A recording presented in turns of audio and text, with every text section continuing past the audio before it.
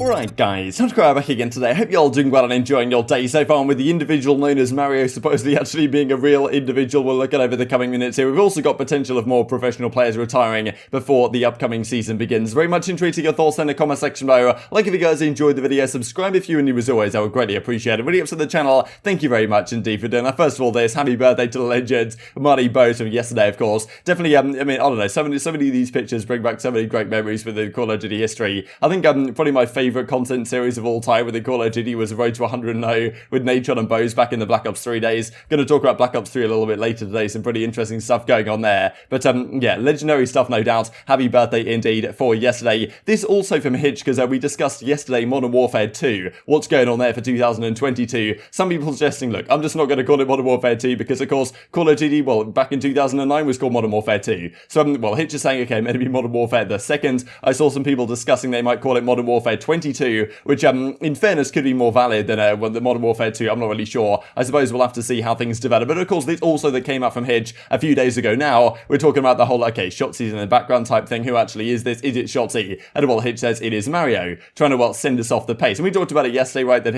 you know, Shotzzy did a couple of tweets hinting about Mario, maybe that was him, and what exactly was going on there. But this came out yesterday from Hitch that I thought was kind of interesting. HQ Polaroid wall is such a vibe, going through a few of them, and as we see when we get to the end here, not only have we got all these situations going on with all these individuals in the background, but we also get down to none other than Mario right at the end of the day, the TST guys of course, and here he is, it's Mario on the main stage. Now, you know, okay, what exactly is going on with Mario here? Who even is this guy? I know that Hitch discussed it on the Reddit yesterday. He did some sort of AMA. This is what he said. Tell me more about Hex's childhood friend Mario. He's a great guy. He likes Linkin Park. He stocks the game Fuel Fridge, and he likes to play lawn mowing simulator. So okay, this is the Mario guy, right? Is this the same guy that's in the background of that picture? I mean, look, this guy's hair's a little bit longer. Also, it is kind of telling, I suppose, that Shotzzy in that image that, of course, we looked at, we'll have a look at here in just a second, seems to be wearing the, you know, the Dallas Empire Champs t-shirts that, well, the 2020 World Championship t-shirts. Would be kind of strange if Mario, whoever this guy is walking around with this on in the Hex quarters. And it seems like Shotzi's hair, if this is Shotzzy, is somewhat shorter than Mario's in this image. So, you know, once again, the Call of Duty detectives really are on top of their game, trying to figure this stuff out. But Hitch maybe tried to send us off the case a little bit here on a few of these things, but seems likely, to me at least, that probably was Shotzzy in the background after all the Mario stuff we've been discussing entertainingly the last several days. This also that a few people were pointing out to me, given we're on the subject of detective work. This is Ilya on Instagram, and he comes out with this. So as you can see on screen, we've got Ilya, I don't know, he's looking at the camera, the PC's in the background, all this good stuff, and people are wondering, like, whether this is something to do with the reflections that seem to be in his glasses right here. People were, like, you know, zooming in this as David does right here, like, on the main stage, trying to figure out, okay, this is maybe his phone. Is there some sort of, like, wallpaper in the background here being reflected off his glasses? Like, you know, who could this be right in the green? Is this green wall related? Is this some sort of hint? This is how far it goes in the off-season, ladies and gentlemen, just trying to figure out what's going on with these teams. That we're looking at the reflections on players' glasses to figure out what exactly is happening. But later today, we will talk about the Neely and Scump and those guys. They seem to be teaming up for a tournament coming relatively soon. And I've honestly played Call of Duty together for a very long time at this point, so would not be a massive surprise at all if this stuff goes through. But of course, the big question mark is how long is it going to take for that to happen and that to finally arrive. Let's talk about this thing that comes out from Skrapz yesterday. Crazy to think I probably won't compete again. Wow. Let's see what we can do with the content on Vanguard. So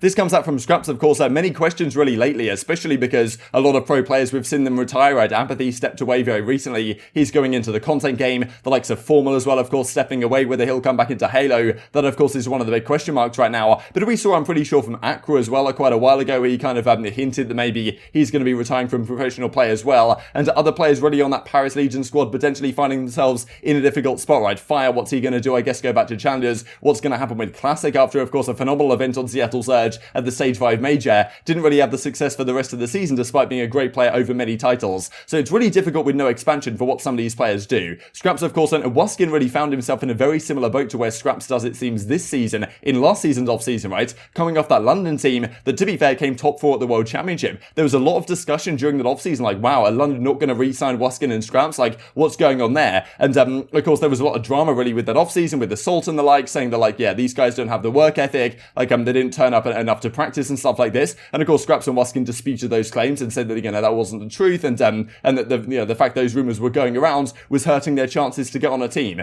But to be fair, now having looked back at the season, it's got to be said that the likes of Skrapz and Waskin haven't exactly, you know, made the effort, you could argue, to get a spot back back in the league. Waskin especially, right? You're looking at a guy like Waskin compared to Waskin, for example, or compared to Methods, for example, right? Both assault rifle players, but Methods, of course, after getting benched off his team Toronto Ultra, he went down to challenges, he grinded for the title, and has done great things on the content side, but also like he was showing commitment and ethic and trying to actually make it back in the league to some degree, and by playing through that scene. And of course, challenges is tough. Like there's people try and screw each other with the host situation, and it's not great because you can get hackers potentially arriving and all these issues that challenges has, which I don't want to overlook. But at the same time, like Methods actually going through that effort at least showed some of these professional teams like yes, he's still keen to play, still keen to compete at a high level, and therefore that's why we talk about Methods a fair bit, right? Could he get an opportunity somewhere for a few different reasons? Guy like Waskin goes down the streaming route, right? Plays a lot of Warzone. Pretty sure he's joined like Facebook and gaming and stuff like that, so I'm sure he's making a decent bag over there. But it's just tough really to think about where Waskin was in his career and how highly people talked of him, especially in Modern Warfare. Also, Infinite Warfare a few years ago, he was considered to be pretty much the best player on that Fnatic team they had for a time, with Skrapz, of course, and Tommy and Sunny B, that legendary lineup you guys might remember. But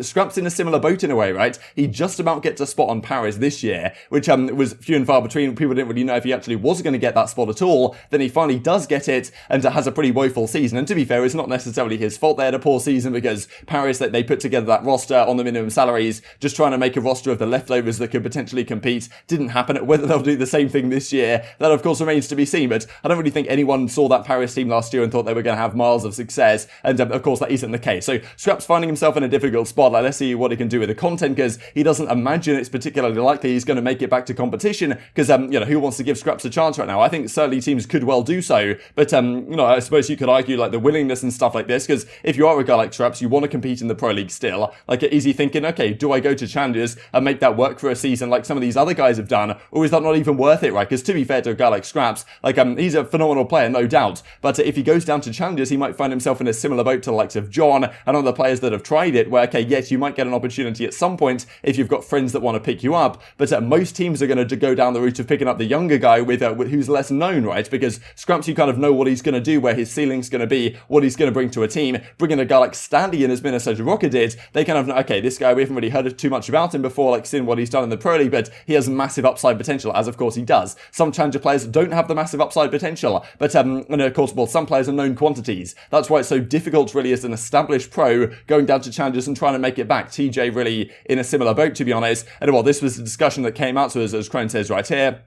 And I mean, Skrapz definitely during Black Ops 4, very solid player indeed. Like, they had some very solid tournament results on that FaZe team for a time. And it honestly seemed like he was going to be a mainstay of the league for many a title. And that's kind of why it's crazy in Call of Duty that it's very rare, really, that some of these top tier players last the test of time in the sense of many years. Like, you look at a guy like Scump, Crimsix, Clayster, these type of guys that have been around the league for years, especially the last few years. So many veteran names, like, just find themselves falling out of the Call of Duty, like, I suppose the Call of Duty pro circuit. Because even like great players, there's just not that many spots, and if they have a couple of bad seasons, their stock falls down, and all of a sudden they're out of there, right? So your lifespan as a pro player is definitely not very long, and that's why you've got to make the most of it and make the money while you can, really. As Mork says, no way you're going out like that, right? Because Morks is going down the Challengers route in a way similar to what Waskin could have done as that kind of main AR role. Did it last year, gonna do it this year, gonna try and get a spot back in the league. If that's what you want, I think Challengers is probably the route you have to go. But maybe you can make it work in content and make more money that way, right? Because Challengers is not the easiest thing to go through. I think Skrapz goes on to explain that, right, as he says right here, like, grind challenges and prove to everyone you should be back at the top. And as he says, like, if I don't want to play challenges and feel like it's, time to move on, why am I going to play anyway? You don't know anything about it. Stop with this. Don't want to grind stuff. Done that. Been the best, 10 plus years. This is literally all I know how to do. But maybe he's keen to go down the content route after all, I suppose. So it's tough to say. This also from Vivid, right? Because a lot of talk about the Vivid situation right now comes out with the sad face on the timeline. It's like, okay, what's going on with Vivid? Why is no one picking this guy up? Because that's the big question mark to me. Like, I don't really know what's going on with this Washington, Chicago spot, if that's being sold over there by the NRG guys. What are Paris up to? Like, I'm sure Vivid would have expected to find a spot somewhere, as I'm pretty sure everyone would have expected him to. A lot of people look at that Florida team and thinking, wow, like, why aren't you getting Vivid? I guess at the same time, like, Florida, they don't really want to spend too much money, right? And I'm pretty sure Dallas Emperor are going to say, look, we signed this guy Vivid, he's on a pretty significant contract, right? You're going to pay a pretty significant amount of change to get him off our organization. So maybe they weren't willing to do that, and maybe that's why Vivid finds himself in a difficult spot here, right? And is probably waiting for all the OpTic Envy, Dallas type stuff to go down before he can really figure out where his contract situation lies. But yeah, by no means a guarantee that Vivid's just going to walk into a starting roster for next year, despite I'm sure he'll be on a starting roster at some point next title. Whether it happens right at the start, it's somewhat difficult to say. And just to finish off with this from the Los Angeles Guerrillas, the best competitive Call of Duties are always up for debate. Here are Gunless's top 5 of all time. What are yours? So let's just run through them real quick. He gives it to Black Ops 2, then Black Ops 3. I think honestly this is a pretty solid list. I do respect the Infinite Warfare pick this guy, because to be fair, a lot of people talk about Advanced Warfare, which I understand. Advanced Warfare was very fun,